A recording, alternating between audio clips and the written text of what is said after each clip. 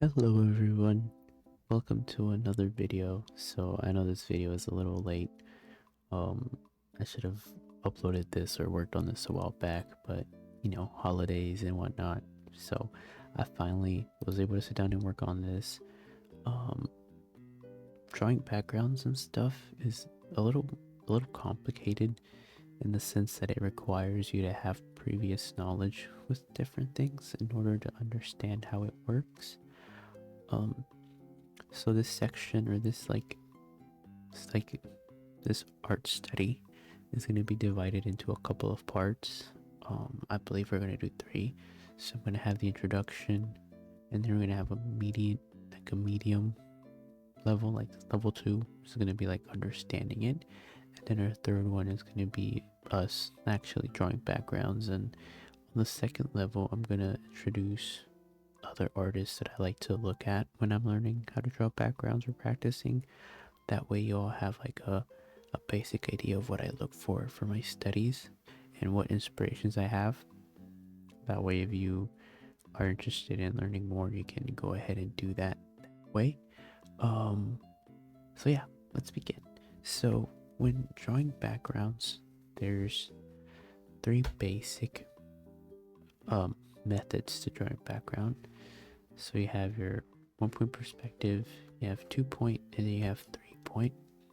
Um, 1 point perspective means that everything you look at or everything in the picture will be pointed to one vanishing point. The vanishing point is this little dot in the center right here, and all the different perspectives we're going to be talking about have their own vanishing points, and it's our job as artists to figure out where those vanishing points are. So with 1 point perspective, everything is going to be pointed here. Everything we draw will be pointed to the center. So let's say we're drawing a road. Wrong layer. One more. Let's say we're drawing a road. Then everything will be pointed here. And so will the road. And then it translates to the other side. And it repeats. So that's why this is called 1 point perspective. Everything is reaching towards 1 point. Everything is pointed to 1 point. Excuse me, I'm feeling a little down in the weather. 2 point perspective, which is the next thing, means that your objects, so your shape, are pointed or stretched out to 2 different directions. So you would draw your line, your horizon line, the middle line, and then you have your vanishing points here and here. When we have that vanishing point, 9 times out of 10, it's always going to meet right here in the middle. And then from there, we just touch the points, and everything else we draw will also sit on that point. Sure, it can be like behind the other shape, right? So you could do something like this, but at the end of the day, it all points to that center part. And the more we add, the more, complicated it'll get. So like if you add, I don't know, a little shape here, then it still points that way. And then you have 3 point perspective. 3 point perspective is supposed to make you look up at something. So like if there's like a character here, just looking up towards the top of the building. Or if we did the other direction, so I'm just gonna cheese it like this. That means we're looking down. So we have like a bird's eye view of down here. So usually you'd use this for like reflections on water and stuff like that. What was I gonna say? Shoot, my brain turned off. Oh yeah, 3 point perspective. And usually for stuff like this, you use it for like cityscapes that are like big cities. You want the city to stand out, so you mostly use that for this. This you want to give your audience a wide view of like an entire layout, and this we're focusing on 1 point. So like if a car is driving on the road, someone's riding down a horse, someone is walking, that's usually where you see this kind of perspective used. This is to widen our vision and then this is to show us something grand and big. So here's the next thing I want to talk about when it comes to our basic idea of perspective, understanding shapes. Before you do any of this, right? Before you do any of this, I'd recommend you understand your shapes and how they work, how they rotate. So rotating shapes is something I recommend you do. So something like this, where the shape just rotates and it disappears with time. Why? Well, just like we saw here, shapes are everywhere. And if you don't understand how shapes work, you're going to get confused and you're going to struggle with finding their spot on your piece. And for now, we're using rectangles and blocks and stuff like that, but there's going to be a point in time where you're not going to use a block. You might have to use a cylinder, or you'd have to use a cone. That's not a cone. So you'd have to rotate the cone around. So understanding how these shapes work when they rotate and they spin around and how they look, it's going to be super important to your development as an artist. One of the things I like to do when I'm on my downtime, if I'm bored at work, if I'm at a restaurant waiting for food, I just draw a bunch of shapes. And it's the easiest thing to study because you're just trying to memorize how the shape turns using knowledge you already have. So like, let's say this is a shadow here, and then it just keeps on rotating that way, and then it completes rotation. And we're not going to color this part because this is on the lighter side compared to the darker side on this side. This is also something really cool I recommend. You draw a straight line and then you draw a square, and then that square you rotate it around until it comes back the other way. And you also start small and you grow it big so it looks like it's developing with time. I like to add blocks around it just to give it some, some little pizzazz. And when you're setting your blocks, like right here, I recommend keeping these 4 things in mind and how you can use it to rotate. So literally here, you can do a rotating study. And using this one, you can do a rotating study. So it's really interesting how much art ties together with everything. See, look, I'll draw it out for you. And then you just keep on rotating. So it's really interesting, and it's really important to understand this to draw backgrounds, because once we understand this, you can apply it to your studies. Here, I wouldn't say I'm tracing necessarily, but I'm trying to understand how this works, because at the end of the day, we learn by observing the world around us and studying. As cool as it would be to just look at something and know, sometimes you just gotta study. And so I found these 3 different images that have examples of different perspectives. So here we have 1 point, 2 point, and 3 point. As you can see though, for 1 point, our horizon line is right here, and then our vanishing point is right here. Why is it so big? Well, it's big because it's not a dot here anymore. It's more of a square, right? And because of that, we're taking into account all of these 4 different points, and we're just marking them all to the center. And everything here goes straight to that centerpiece. Every single thing here just goes straight to it. It's like a magnet. It just directly pulls us straight down to it.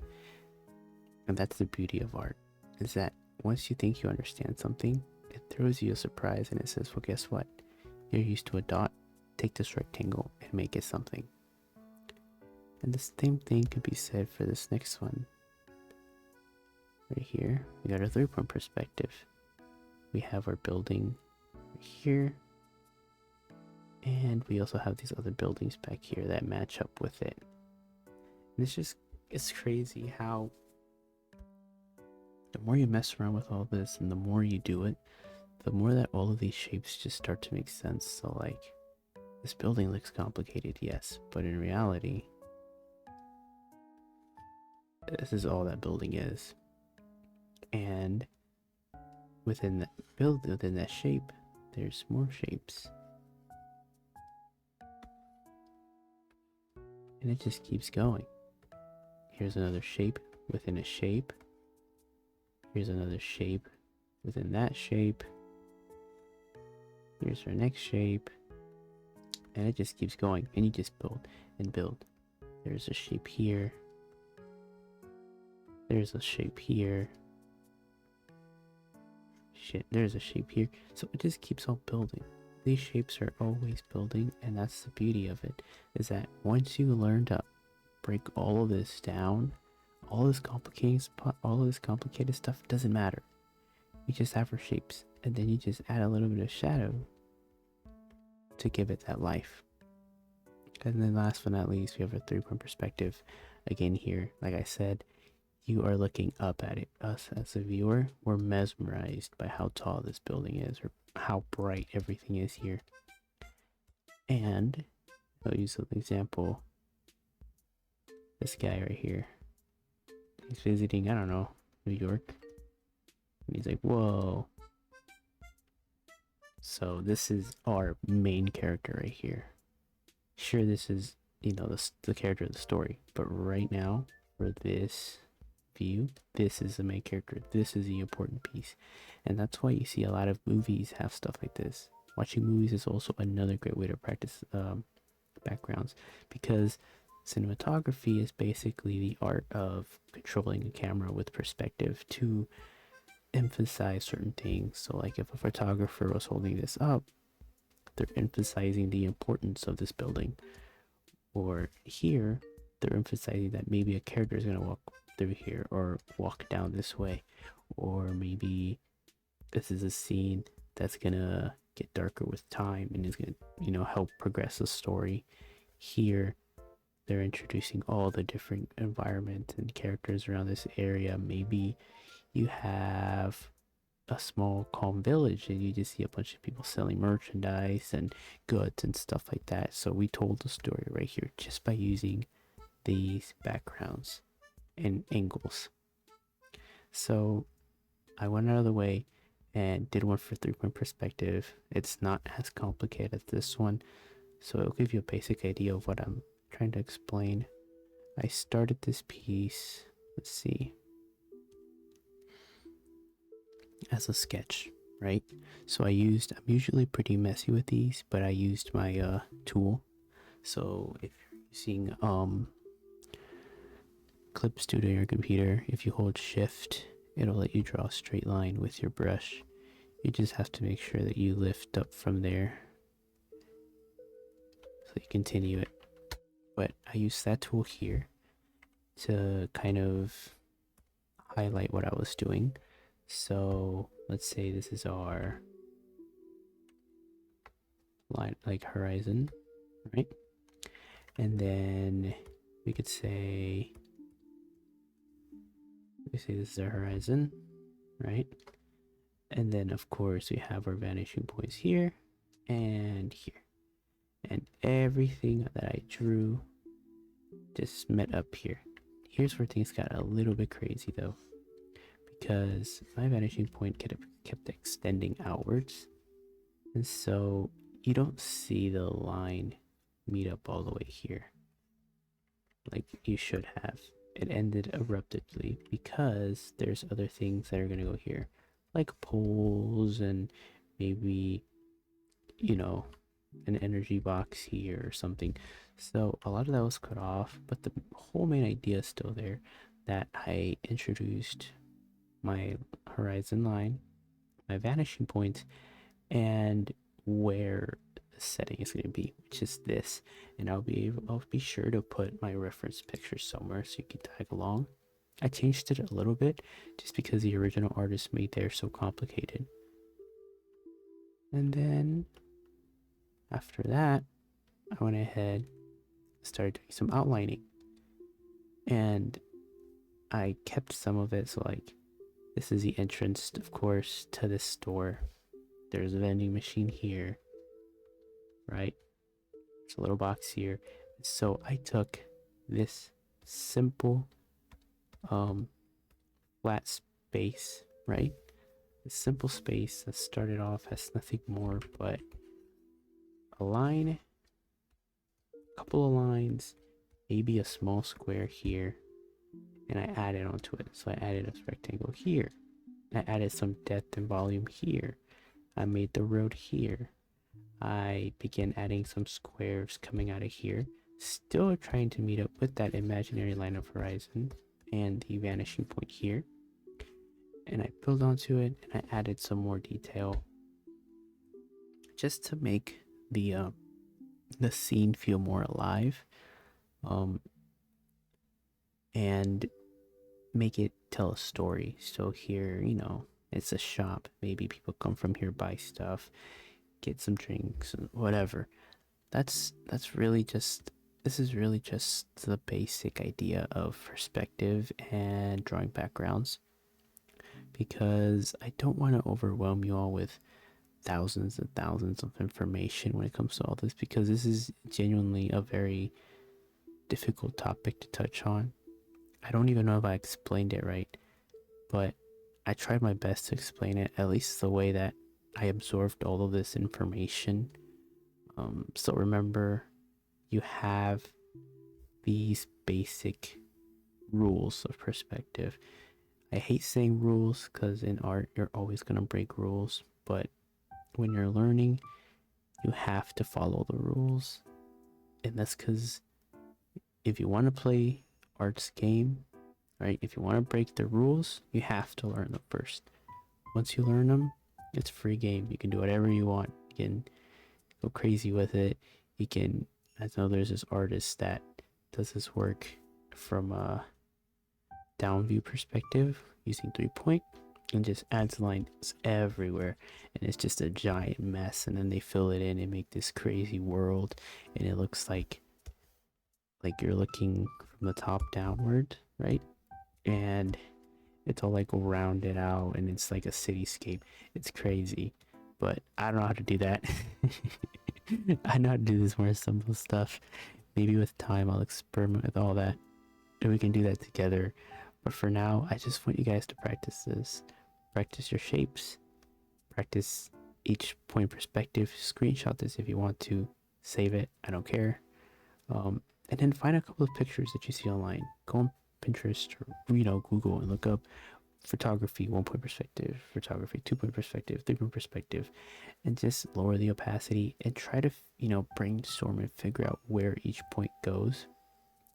We discussed this in stream yesterday. We were talking about tracing and how it is acceptable, but personally I think it's acceptable when you're using it as a learning tool, and not just because you got lazy and didn't want to learn how to draw hands or whatever. But I personally think that that is the perfect time to use tracing, and that's how I do it. I use it to understand better, and then I apply that myself by seeing other artists and how I would do their work in my style. So that is it for this video. I hope it gave you guys basic insights. If you have any questions, any concerns, please feel free to ask in the comment section below. You can also join the Discord server. I'm gonna have this up on there, so if you decide to join it, you can go ahead and take a look at it, review it as many times as you want. Again, ask me questions. In the next episode, we're going to be looking at artists that I like and how they do their studies, and I'm going to be applying them, so like redrawing what I see them already draw.